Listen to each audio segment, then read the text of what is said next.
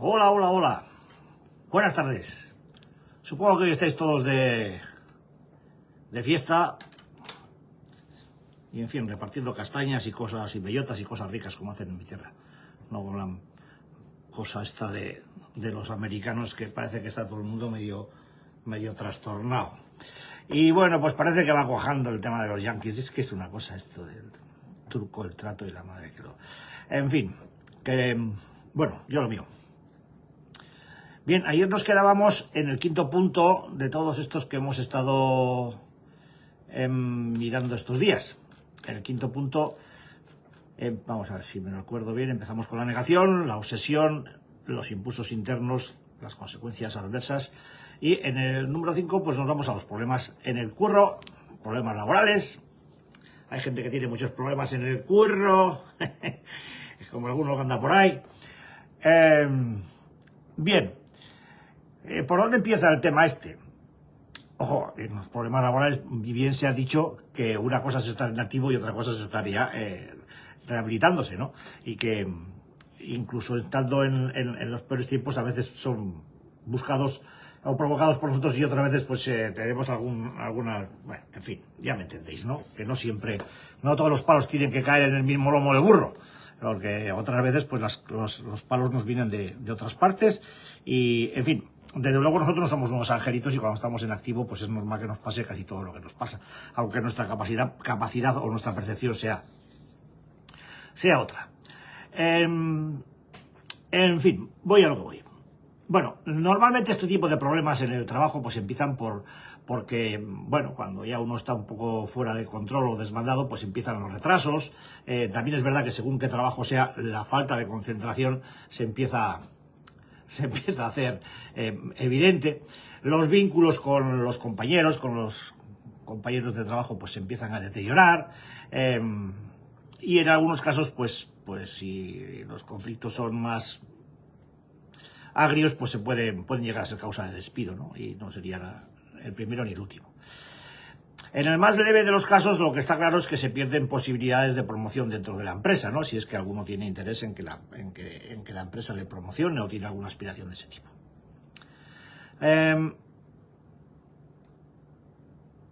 Yo os voy a contar un caso gráfico de este tipo de problemas y de la sutileza de la adicción o del descentre mental que tenemos nosotros cuando estamos en plena ebullición, ¿no?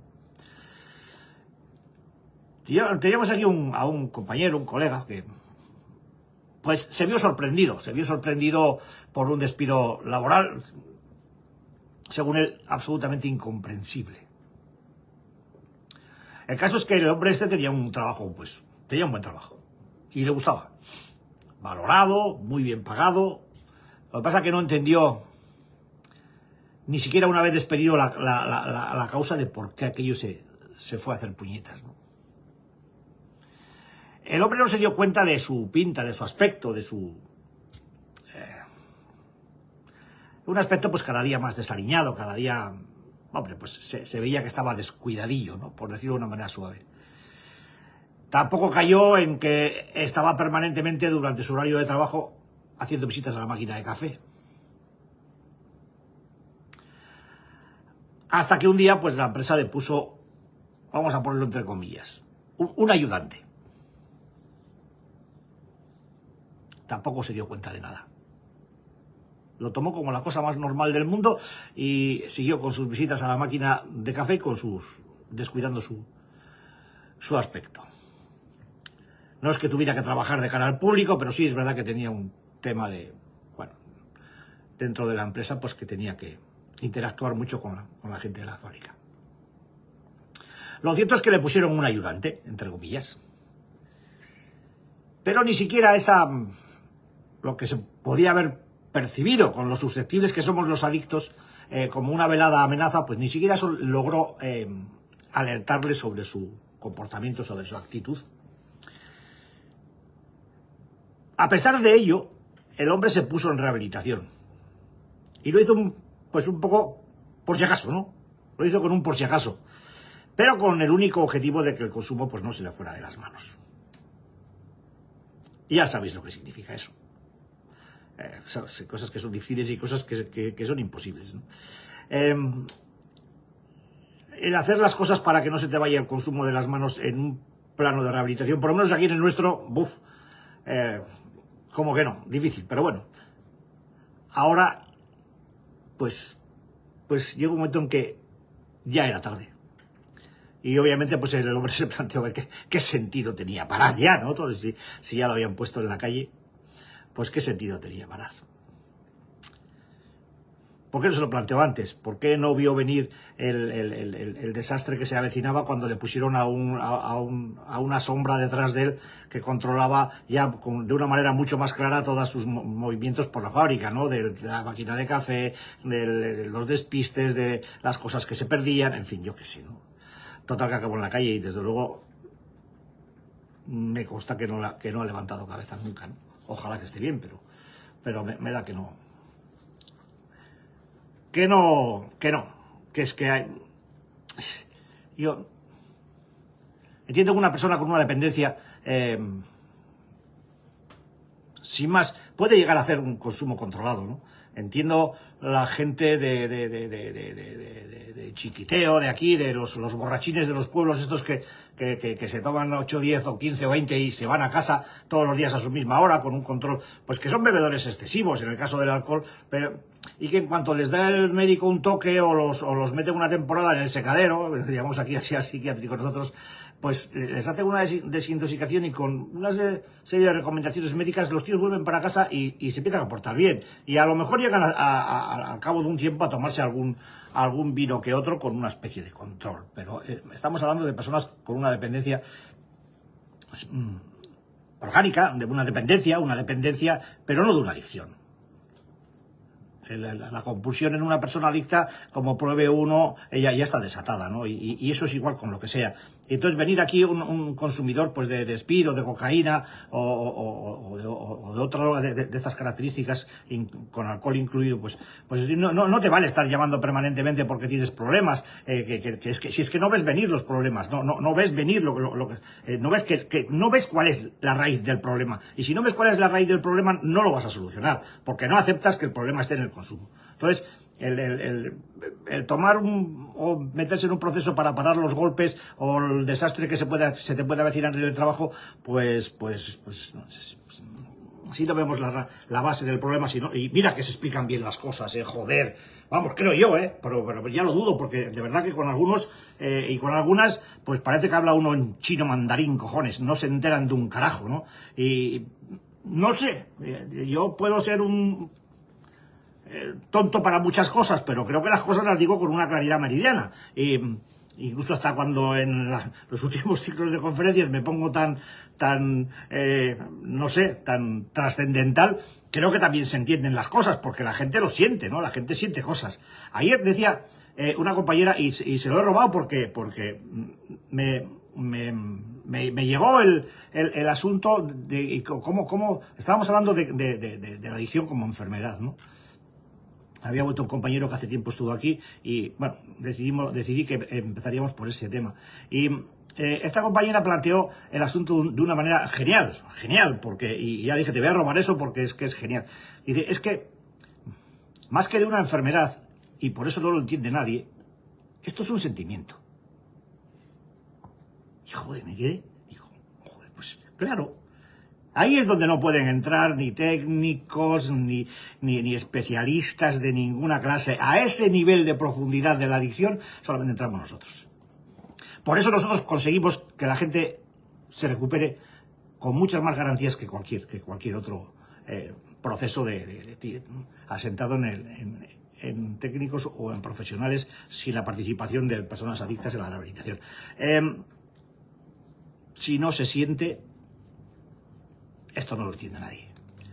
Y podrán estudiar los medicamentos adecuados y podrán estudiar los comportamientos psicológicos y las variaciones mentales que sean necesarias. Pueden lo que quieran, pero si no llegamos a la raíz, al fondo, nos pasará como a este compañero que estoy contando. Bien. Yo no quería llegar a esto, pero bueno, pues estamos aquí. Porque yo también tuve problemas, lógicamente, ¿no? Es que tengo una historia. Ya os he contado en alguna ocasión que tuve dos ruinas prácticamente consecutivas. Una con aceite y huevos. Bueno, los huevos tenía yo. Y muy buenos, ¿eh? Sí, eran geniales. Y me pilló lo de la colza y bueno, que era con el aceite, me frieron con el aceite. Y después, pues, me lié con un colega a hacer una de las jaimitadas más gordas que he hecho en mi vida. Y fue que, bueno, pues teníamos conocimiento por tema de viajes del pollo este, de que en el Congo, en el Zaire, mejor dicho, pues en el Zaire, en África, en Kinshasa concretamente, pues que se podía vender el chicharro seco salado que se secaba aquí en los secaderos de bacalao de la provincia, se podía vender a paladas y a un precio, pues bueno, se le podía sacar mucha ganancia. Y abrimos una agencia de exportación e importación. Con 25 años estaba yo abriendo una agencia de importación y exportación. La madre que me parió. El caso es que por unas y otras, a trancas y a barrancas, y por caminos absolutamente inverosímiles, conseguimos enviar un barco, el Juan de Garay, al Zaire, a Kinshasa. En aquel tiempo no había teléfonos móviles, ni WhatsApp, ni cosas de esas. Cuando el buque arribó al puerto de Kinshasa, nos llegó un burofax del Ministerio de Sanidad del Zaire diciéndonos que el chicharro había llegado en malas condiciones y que lógicamente lo incautaban. Plus, un producto imperecedero, pues, ¿cuál fue el problema? Pues que obviamente nos habíamos quedado sin dinero para bajar y verificarlo. Y pues nos la tuvimos que envainar con un socio que teníamos allí, un fenicio de los de antes, pues no la jugó. Así que me tuve que espabilar y bueno, pues no me quedó más remedio que volver a mi antigua profesión, ¿no? Ponerme el traje de luces de color azul y volver a trabajar en lo mío, que era la mecánica. La mecánica industrial, no la mecánica de coches, para que me entendáis. Por si alguno me pide que le cambie las bujías, pues no la puedo cambiar, pues no es lo mío. El caso es que, pasados unos años de asentamiento, pues bueno, empecé con un tipo que abría una empresa, pues, y bueno, pues ahí estuve una serie de años en los que fui conociendo una faceta nueva de mecánica que yo no conocía porque no había trabajado en ese ramo nunca. Y bueno, pues el caso es que, por lo que sea, este hombre pues era muy gitano y bueno, pues si no quitaba de un lado, quitaba de otro. Y al final pues me tocaron de la competencia y pues cogí y me fui, sin más. Yo ya había hecho entre las empresas con las que trabajábamos y demás, bueno, ya tenía un cartel, digamos que estaba cotizado. Estaba cotizado, la competencia me propuso unas condiciones pues, bastante mejores y no me lo pensé, pues me fui. Así que yo entré con una libertad absoluta en aquella empresa. Yo no quería ni contratos fijos ni nada que se le pareciera. Yo quería cada año subir a la oficina del gerente y decirle, chavalín, sigo otro año contigo, pero ya sabes, necesito que me subas el parné. Y bueno, en esa situación estuve hasta que, pues bueno, me dieron la vuelta y al final me hicieron fijo contra mi voluntad y pues poco a poco fui sometido a a un proceso de frenado, digamos, porque yo iba embalado, vamos, o sea, si me dejan le quito al gerente y me pongo yo, o sea, a un proceso de frenado permanente en todos los aspectos, en todos. Frenado económico, frenado laboral, frenado personal, y veo que fue algo sistemático. Hoy veo que fue algo sistemático, ¿no? Bueno, esta situación de sobretensión, después de trabajar muchísimo y muy duro, ya os he contado que estaba siempre fuera de casa, pues provocó en mi salud la primera alarma seria, ¿no?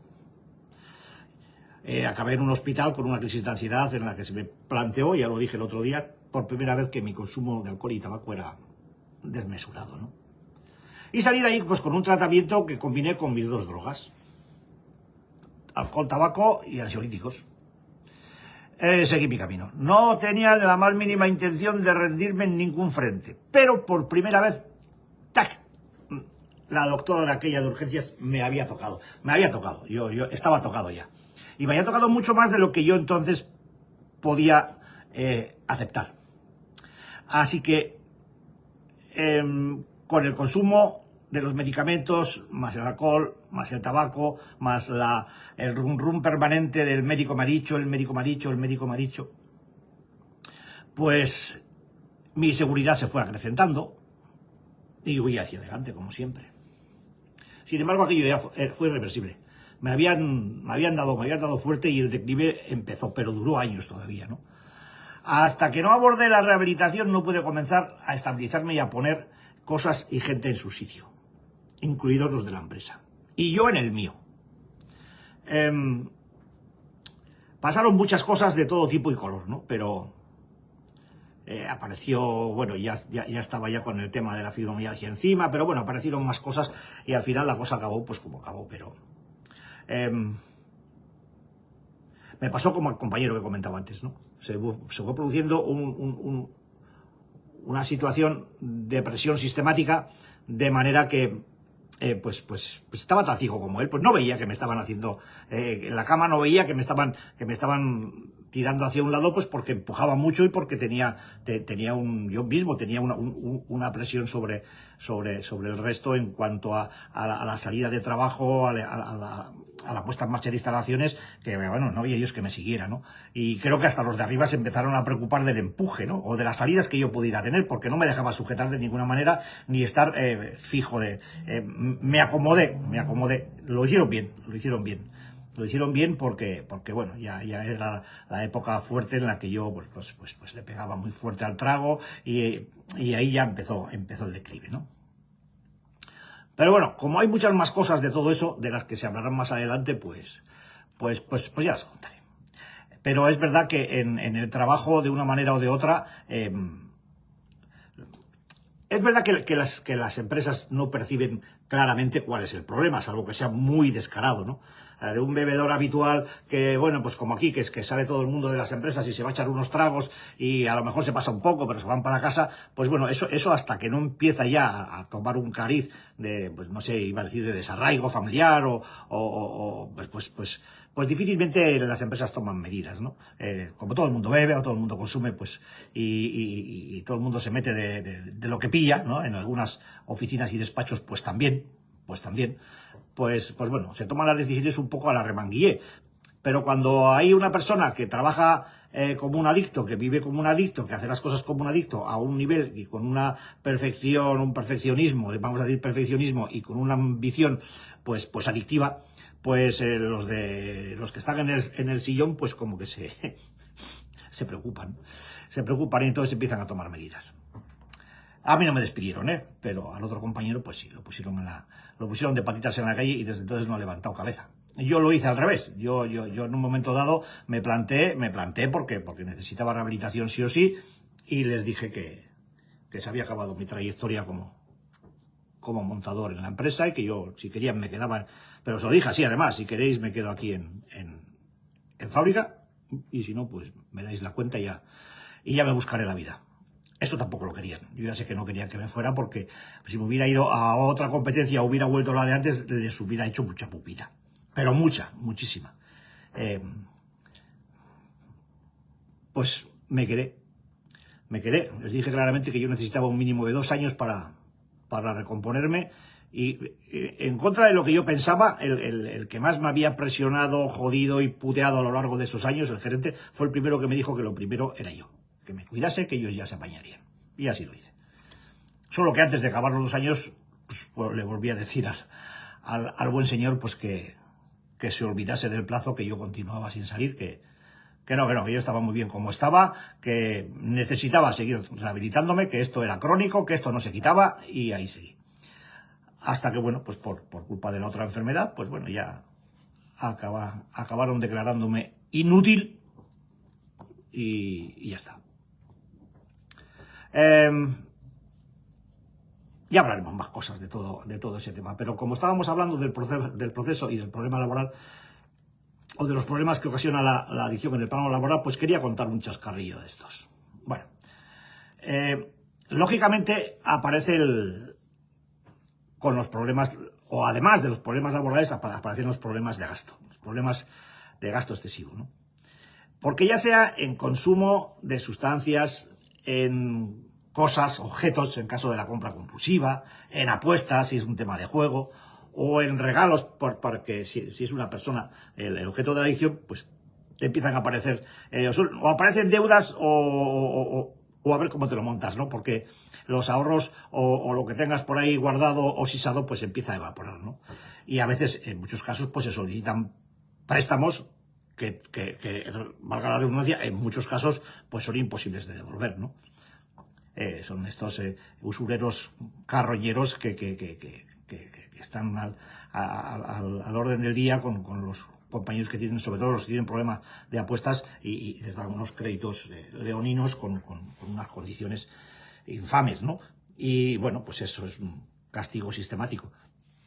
Viene al hilo de esto uno de los ejemplos que puse estos días de atrás. Hablo de un compañero con un tema de ludopatía. Él decía que creía que cada vez que se disponía a jugar, él estaba convencido de que iba a hacer saltar la banca y que así se acabarían todos sus problemas económicos. Esto le ocurría sistemáticamente cada vez que iba al casino, ¿no? Oye, al bingo, hablo de la compañera que comentaba el otro día, ¿no? Ella comentaba que tuvo que encontrarse con aquel acreedor que os comenté en la puerta de su casa para que se le fueran de la cabeza todos los pájaros, todas las fantasías, todas las ideas locas que tenía con respecto al juego. Ella contaba que si hubiera seguido, si aquel hombre no hubiera aparecido, pues no tiene ni idea de hasta dónde hubiera llegado con tal de seguir jugando. Cada cual tiene su usurero o su puente, como en mi caso, o su susto correspondiente, o vaya usted a saber qué. Cada cual tiene su punto en el que algo hace crack ahí dentro y parece que que abrimos un poco el negocio para ver si entra material nuevo, ¿no? Y a partir de ahí pues podemos empezar a cambiar alguna cosa, ¿no?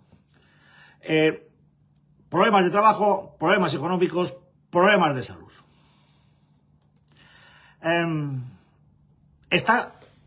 Bueno, no sé si tenemos que decir, pero bueno, pues sí, que cualquier alterador del estado de ánimo, cualquier sustancia, cualquier conducta de este tipo termina por producir daño físico, mental y emocional en nosotros. Esto, bueno, pues se podrá escribir de diferentes maneras, pero es inalterable. Esto ocurre, ¿no?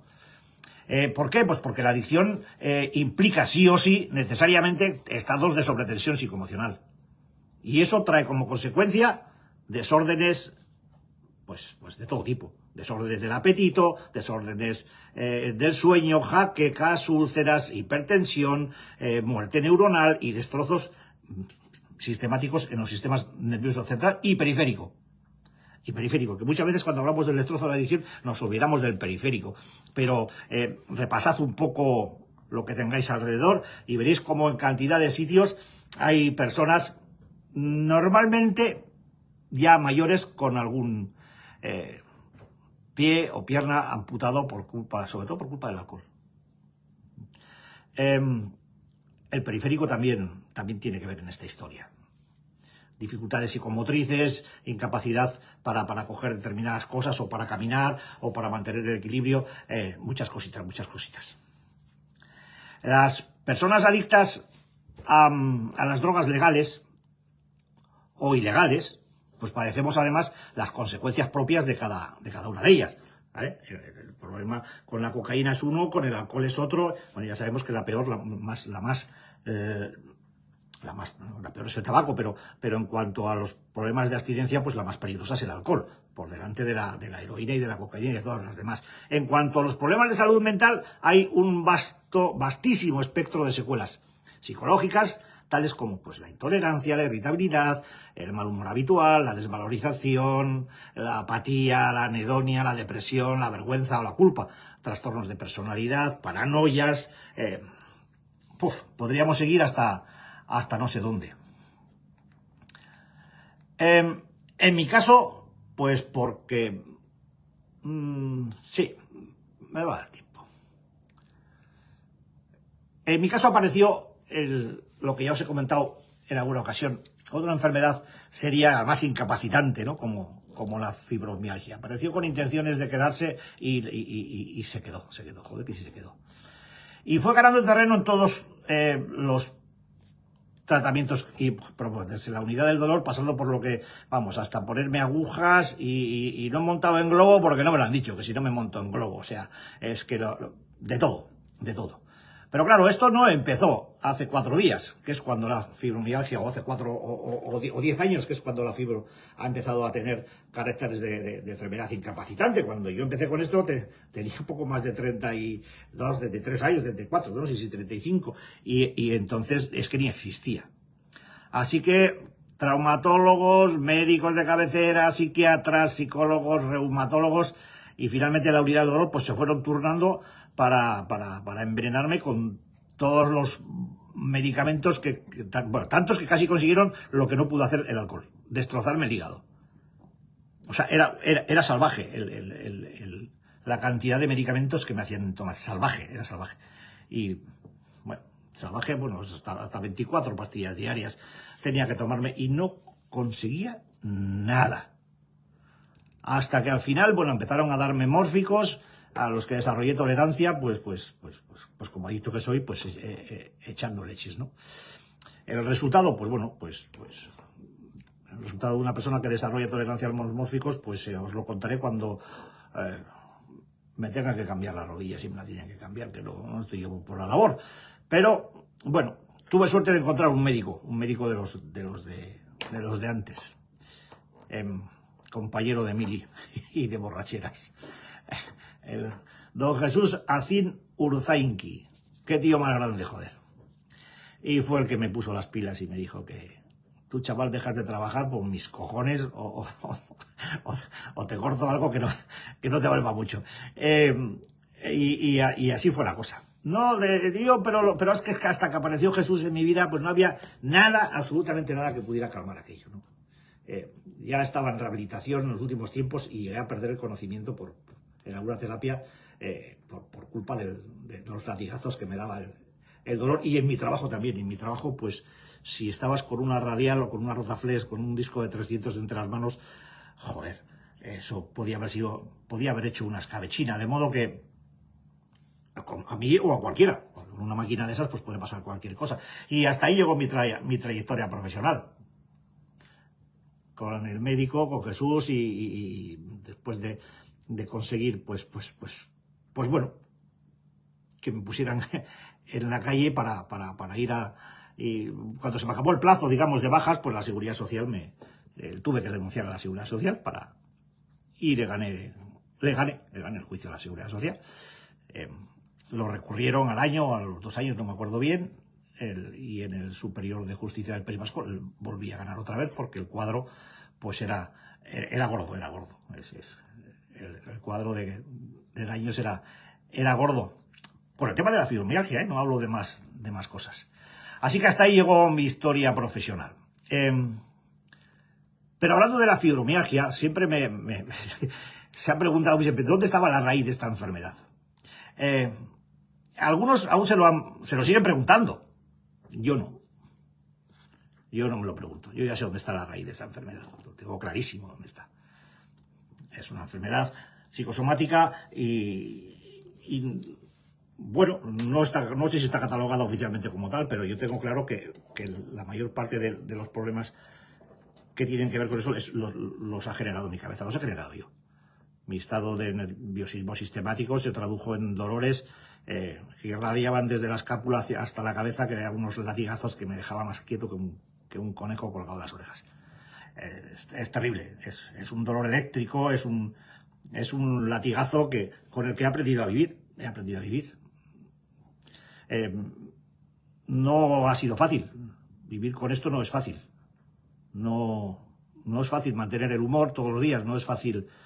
Pero sí tengo una cosa clara, cuando yo al final, después de tantas vueltas y de tantos médicos mirándome con cara de gilipollas, la que se me quedaba a mí cuando me decían que no tenía nada y que me estaba inventando los dolores, fue cuando aparecí en la unidad del dolor. En la unidad del dolor de San Sebastián había un médico de infame o de triste recuerdo, un tal doctor Marín. Ojalá tenga dolores por todo su cuerpo el resto de su vida, si es que le queda. Pero cuando yo empecé a ir allí, había un servicio de psicología y había una psicóloga genial, fantástica. Y había un grupo de gente que se recuperaba con ella. Pero subíamos los miércoles allí, yo cogía fiesta en mi trabajo y me iba 2 horas a... En aquel sitio solamente había mujeres, porque desgraciadamente la fibromialgia es el 90 y tantos % son mujeres. O sea, yo soy un privilegiado, un bendito. Me tocó la lotería. Solamente habíamos un chico que estaba ya así de ruedas y yo. El deterioro de aquella gente era a mí para acojonarse, vamos. Pero yo no sé si era por la fibromialgia o por la medicación que se les metía, porque aquello era salvaje. Lizólisis, barbaridades...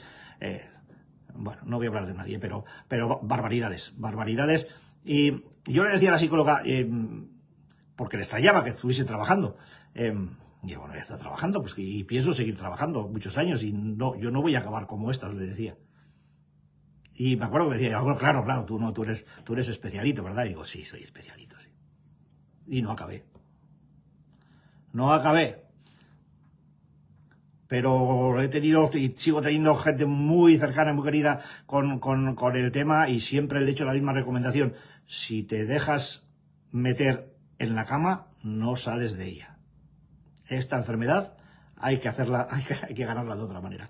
De modo que yo tengo muy claro que las consecuencias, o sea, que el origen de la enfermedad dolorosa viene de la enfermedad adictiva. Sí o sí. En mi caso, yo estoy convencido de que viene de ahí. Y como no le quiero dar más vueltas, porque además ya me he pasado de hora, pues nada, acabamos con los problemas de salud, y pues mañana, si queréis, hablaremos de los problemas sociales.